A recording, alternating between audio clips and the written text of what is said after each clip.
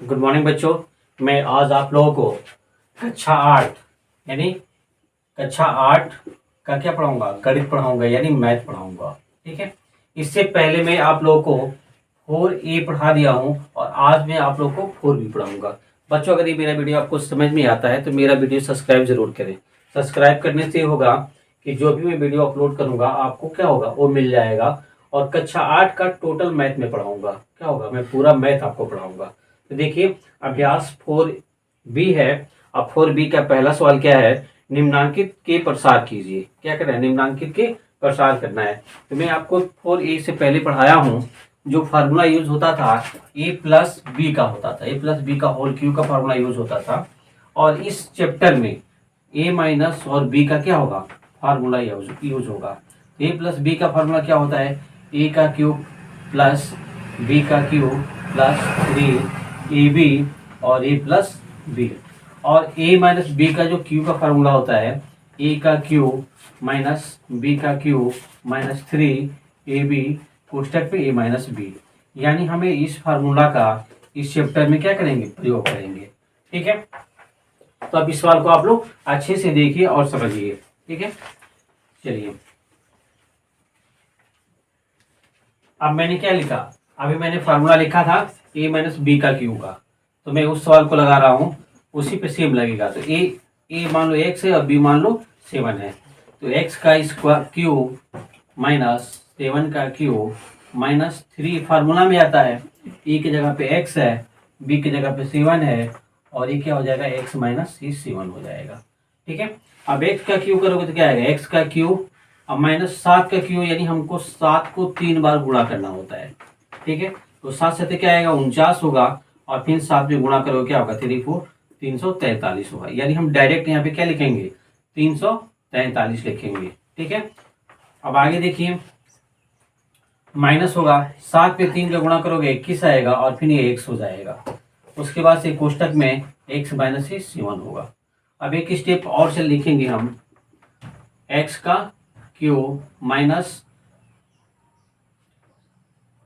343 होगा और माइनस एक कब 21 का x में गुणा करेंगे तो क्या आएगा, 21 आएगा और x में x का गुणा करेंगे क्या होगा, x स्क्वायर होगा और माइनस ये क्या होगा, 7 होगा और 7 में 14 होगा। यहाँ पे x होगा, ये आपका क्या, यहाँ पे जो यहाँ पे माइनस है और यहाँ पे माइनस है, कोष्टक के बाहर माइनस होता है तो ये प्लस हो जाता है। ठीक है, इस बात को आप लोग हमेशा ध्यान देंगे, ये होगा आपका आंसर। ठीक है बच्चों, इसे आप अच्छे से पढ़ाओगे और एक अच्छा सा नोट्स बनाओगे। और मैं आपको बार बार कह रहा हूँ कि अगर मेरा चैनल आपको अच्छा लगता है सब्सक्राइब जरूर कीजिएगा।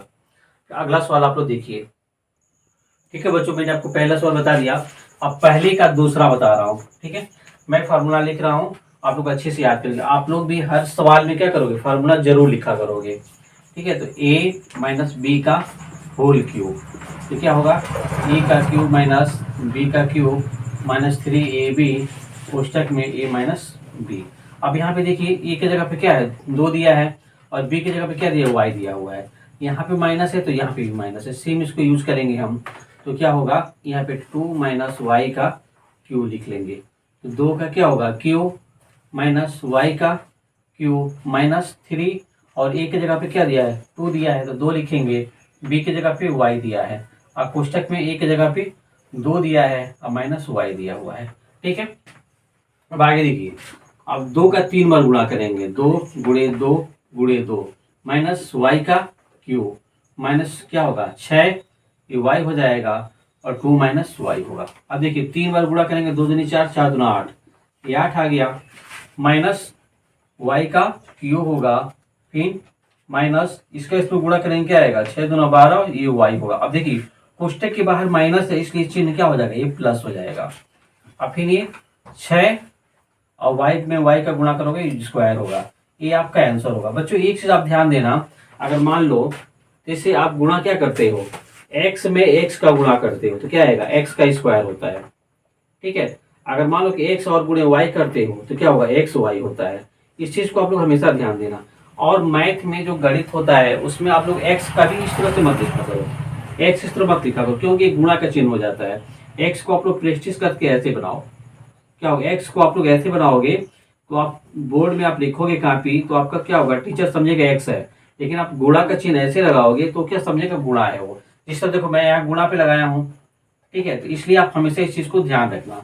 ठीक है बच्चों, मैं आपको पहले का दूसरा बता दिया, अब आपको मैं तीसरा सवाल पहले का तीसरा बता रहा हूँ।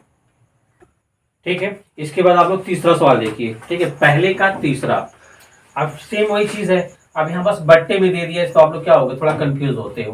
मैं फार्मूला एक बार और लिख लेता हूँ, ए माइनस बी का क्यू, क्या होगा, ए का क्यू माइनस बी का क्यू माइनस 3ab कोष्टक में माइनस बी। अब एक चीज देखिए, ए की जगह 3p है, बी की जगह क्या है 1/4q है, सेम वैसे लिखेंगे हम, 3p माइनस 1/4q का क्यू होगा। ठीक है, अब देखिए 3p का क्यू, चलिए मैं एक स्टेप लगा देता हूँ, 3p का क्यू माइनस 1/4q का, ये भी क्यू होगा, और माइनस 3 फार्मूला में है, फिर 3p है इंटू 1/4q है, और फिर कोष्टक में 3p माइनस 1/4q। ठीक है, अब एक चीज देखिए, 3 का क्यू मैं आपको एक बार नहीं कई बार बताया हूँ, जैसे 3p का क्यू, तो क्या करोगे, 3p गुणे 3p गुणे 3p, यानी 3 3 के 9 9 3 27 हो गया ये, और 1 2 3 p का गुणा करोगे तो p का ये क्यू होता है। ऐसे हम क्या करते हैं, इसको लगाते हैं। ठीक है, ये क्या हो जाएगा, 27p का क्यू होगा माइनस 1/4, 4 का क्यू करोगे आप लोग क्या होगा, 4 का 3 बार गुणा करना होता है, तो 16 16 16 चौको 64, यानी 64 क्या होगा, क्यू का क्यू हो जाएगा। 1 का क्यू करोगे तो 1 ही आता है। अब माइनस 3 3 के 9, ये p होगा, और नीचे क्या होगा 4q होगा। ठीक है, अब लास्ट 3p माइनस 1/4 ये q होगा। ठीक है, अगर आपको समझ में नहीं आता है तो यहीं पे आंसर लिख दीजिए, ये भी सवाल सही है, लेकिन एक स्टेप हम क्या करते हैं और इसको आगे करते हैं। देखिए 27p का q माइनस 1/64 q का q माइनस, अब देखो 9 का इस 3p में गुणा करेंगे क्योंकि इसका हर 1 होता है, तो 9 क्या होगा 27p का स्क्वायर, p में p का गुणा करो स्क्वायर होगा, और नीचे क्या हो जाएगा 4q होगा। अब यहाँ माइनस है, कोष्टक के बाद क्या है, ये प्लस है, माइनस है, इसलिए प्लस हो जाएगा। 9 में 1 का गुणा करोगे तो 9 आएगा, और यहाँ p होगा, कोष्टक में 4 में 4 का गुणा करोगे 16 होगा, और q में q का गुणा करोगे क्या होगा, q स्क्वायर होगा। ये आपका क्या होगा, आंसर होगा। तो बच्चों एक चीज और है, आप लोग इस सवाल को अच्छे से देखना आप लोग, और देखने के बाद से एक अच्छा सा आप लोग क्या करना, नोट्स बनाना इसे, और एक सवाल को कम से कम 5 बार लगाना। आप लोग 5 बार अगर लगाओगे तो मुझे पूरा विश्वास है कि इस सवाल को देखते ही देखते आप लोग सॉल्व कर लोगे। अगर ये मेरा चैनल आपको अच्छा लगता है तो सब्सक्राइब जरूर करोगे। सब्सक्राइब करने से होगा कि जो भी मैं सवाल पढ़ाऊंगा क्लास 8 का या 9 का या 10 का या 6 का, वो आपको चैप्टर वाइज सारे सवाल मिल जाएंगे। ठीक है, थैंक्स फॉर वॉचिंग।